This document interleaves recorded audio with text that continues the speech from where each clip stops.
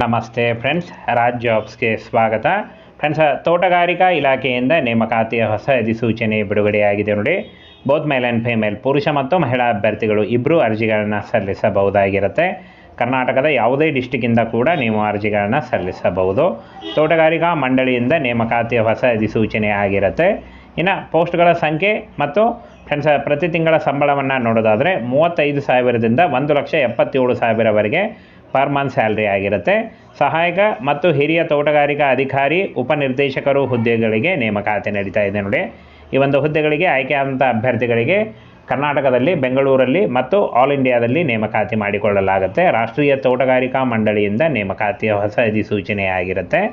ಇನ್ನು ಫ್ರೆಂಡ್ಸ್, ಇಲ್ಲಿ ನೋಡಿ, ಉಪನಿರ್ದೇಶಕರು 19 ಹುದ್ದೆಗಳಿದ್ದರೆ ಹಿರಿಯ ತೋಟಗಾರಿಕಾ ಅಧಿಕಾರಿ 25 ಹುದ್ದೆಗಳಿದ್ದಾವೆ ನೋಡಿ. ಈ ಒಂದು ಹುದ್ದೆಗಳಿಗೆ ಆಯ್ಕೆ ಮಾಡಿಕೊಂಡು ನೀವು ಅರ್ಜಿಗಳನ್ನು ಸಲ್ಲಿಸಬಹುದಾಗಿರುತ್ತೆ.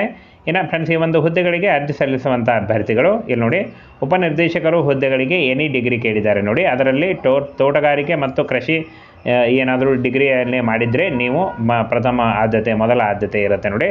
ಆಹಾರ ತಂತ್ರಜ್ಞಾನದಲ್ಲಿ ವಿಜ್ಞಾನ ಏನಾದರೂ ಮಾಡಿದರೂ ಕೂಡ ನೀವು ಅರ್ಜಿಗಳನ್ನು ಸಲ್ಲಿಸಬಹುದು. ಇನ್ನು ಹಿರಿಯ ತೋಟಗಾರಿಕಾ ಅಧಿಕಾರಿ ಕೃಷಿ ತೋಟಗಾರಿಕೆ ಅಥವಾ ಆಹಾರ ತಂತ್ರಜ್ಞಾನ, ಕೊಯ್ಲಿನ ನಂತರದ ತಂತ್ರಜ್ಞಾನ ಅಥವಾ ಕೃಷಿ ಅರ್ಥಶಾಸ್ತ್ರ, ಕೃಷಿ ಇಂಜಿನಿಯರಿಂಗ್, ಆಹಾರ ವಿಜ್ಞಾನ ಅಥವಾ ಸ್ನಾತಕೋತ್ತರ ಪದವಿ ಅಥವಾ ಎನಿ ಡಿಗ್ರಿ ಮಾಡಿದಂಥ ಅಭ್ಯರ್ಥಿಗಳು ಕೂಡ ಅರ್ಜಿಗಳನ್ನು ಸಲ್ಲಿಸಬಹುದು ನೋಡಿ. ಇಷ್ಟರಲ್ಲಿ ಯಾವುದಾದ್ರೂ ನೀವು ಡಿಗ್ರಿ ಮಾಡಿದರೂ ಅಥವಾ ಯಾವುದೇ ಬೇರೆ ಡಿಗ್ರಿ ಮಾಡಿದರೂ ಕೂಡ ನಿಮ್ಮ ಅರ್ಜಿಗಳನ್ನು ಸಲ್ಲಿಸಬಹುದಾಗಿರುತ್ತೆ. ಕಾಯಂ ಉದ್ಯೋಗಗಳಾಗಿರ್ತವೆ. ಈ ಒಂದು ಹುದ್ದೆಗಳು ಸಂಪೂರ್ಣವಾಗಿ ಕಾಯಂ ಉದ್ಯೋಗಗಳಾಗಿರ್ತವೆ, ಕರ್ನಾಟಕ ರಾಜ್ಯ ಸರ್ಕಾರಿ ಉದ್ಯೋಗಗಳಾಗಿರ್ತವೆ. ಇನ್ನು ಉಪನಿರ್ದೇಶಕರು ವಯಸ್ಸಿನ ಮಿತಿ ನೋಡೋದಾದರೆ 40 ವರ್ಷ ಇರುತ್ತೆ.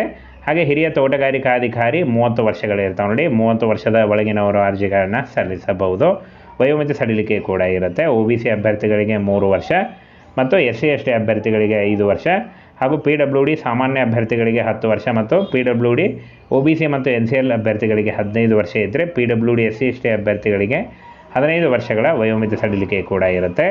ಇನ್ನು ಅಂಗವಿಕಲ, ಇಲ್ಲಿ ನೋಡಿ, ಅರ್ಜಿ ಶುಲ್ಕವನ್ನು ನೋಡೋದಾದರೆ ಅಂಗವಿಕಲ ಅಭ್ಯರ್ಥಿಗಳಿಗೆ ಯಾವುದೇ ರೀತಿಯ ಅರ್ಜಿ ಶುಲ್ಕ ಇರೋದಿಲ್ಲ. ಇನ್ನು SC/ST ಅಭ್ಯರ್ಥಿಗಳಿಗೆ 500 ರೂಪಾಯಿ ಇದ್ದರೆ ಸಾಮಾನ್ಯ OBC EWS ಅಭ್ಯರ್ಥಿಗಳಿಗೆ 1,000 ರೂಪಾಯಿ ಅರ್ಜಿ ಶುಲ್ಕ ಇರುತ್ತೆ. ಪಾವತಿ ಮಾಡುವ ವಿಧಾನ ಆನ್ಲೈನ್ ಮೂಲಕ ಇರುತ್ತೆ.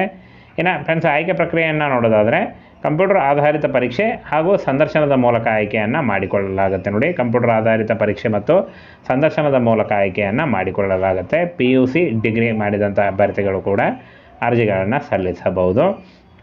ಇನ್ನು ಉಪನಿರ್ದೇಶಕರು ಹುದ್ದೆಗಳಿಗೆ 56,000ದಿಂದ 1,77,000ವರೆಗೆ ಪರ್ ಮಂತ್ ಸ್ಯಾಲ್ರಿ ಆಗಿದ್ದರೆ ಹಿರಿಯ ತೋಟಗಾರಿಕಾ ಅಧಿಕಾರಿ 35,000ದಿಂದ 1,12,000ವರೆಗೆ ಪರ್ ಮಂತ್ ಸ್ಯಾಲ್ರಿ ಆಗಿರುತ್ತೆ ನೋಡಿ. ಈ ಒಂದು ಹುದ್ದೆಗಳಿಗೆ ಆಯ್ಕೆ ಮಾಡಿಕೊಂಡು ನೀವು ಈ ಒಂದು ಪ್ರತಿ ತಿಂಗಳ ಸಂಬಳವನ್ನು ತೆಗೆದುಕೊಳ್ಬಹುದು ಅಂತ ಹೇಳಿದ್ದಾರೆ. ಹಾಗೆ ಇನ್ನು ಆನ್ಲೈನ್ ಮೂಲಕ ಆಫಿಷಿಯಲ್ ವೆಬ್ಸೈಟಿಗೆ ಹೋಗಿ ನೀವು ಅರ್ಜಿಗಳನ್ನು ಸಲ್ಲಿಸಬಹುದು. 5 ಜನವರಿ 2024 ಅರ್ಜಿ ಸಲ್ಲಿಸಲಿಕ್ಕೆ ಕೊನೆಯ ದಿನಾಂಕ ಆಗಿರುತ್ತೆ ನೋಡಿ. ಈ ಒಂದು ಕೊನೆಯ ದಿನಾಂಕದೊಳಗಾಗಿ ನೀವು ಆನ್ಲೈನ್ ಮೂಲಕ ಆಫಿಷಿಯಲ್ ವೆಬ್ಸೈಟಿಗೆ ಹೋಗಿ ನೀವು ಅರ್ಜಿಗಳನ್ನು ಸಲ್ಲಿಸಬಹುದು.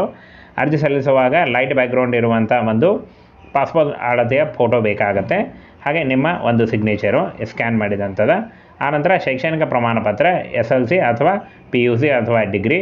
ಇನ್ನು ಇಲ್ಲಿ ನೋಡಿ, ನಿವಾಸ ಪ್ರಮಾಣ ಪತ್ರ, ಜಾತಿ ಪ್ರಮಾಣ ಪತ್ರ ಮತ್ತು ಆಧಾರ್ ಕಾರ್ಡ್ ID ಪುರಾವೆಗಾಗಿ ಇಷ್ಟನ್ನು ತೆಗೆದುಕೊಂಡು ಆನ್ಲೈನ್ ಮೂಲಕ 5 ಜನವರಿ 2024 ಒಳಗಾಗಿ ನೀವು ಅರ್ಜಿಗಳನ್ನು ಸಲ್ಲಿಸಬಹುದು. ಹಾಗೆ ಅರ್ಜಿ ಸಲ್ಲಿಸಿದಂಥ ಅಭ್ಯರ್ಥಿಗಳಿಗೆ ಬೆಂಗಳೂರು ಸೇರಿ ಆಲ್ ಓವರ್ ಇಂಡಿಯಾದಲ್ಲಿ ಜಾಬ್ಸ್ ಇರುತ್ತೆ. ಸಂಪೂರ್ಣವಾಗಿ ತೋಟಗಾರಿಕಾ ಇಲಾಖೆಯಿಂದ ನೇಮಕಾತಿಯ ಹೊಸ ಅಧಿಸೂಚನೆ ಆಗಿರುತ್ತೆ ನೋಡಿ.